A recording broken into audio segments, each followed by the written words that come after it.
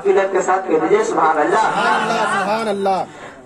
तेरी दोज़ख से तो कुछ छीना नहीं।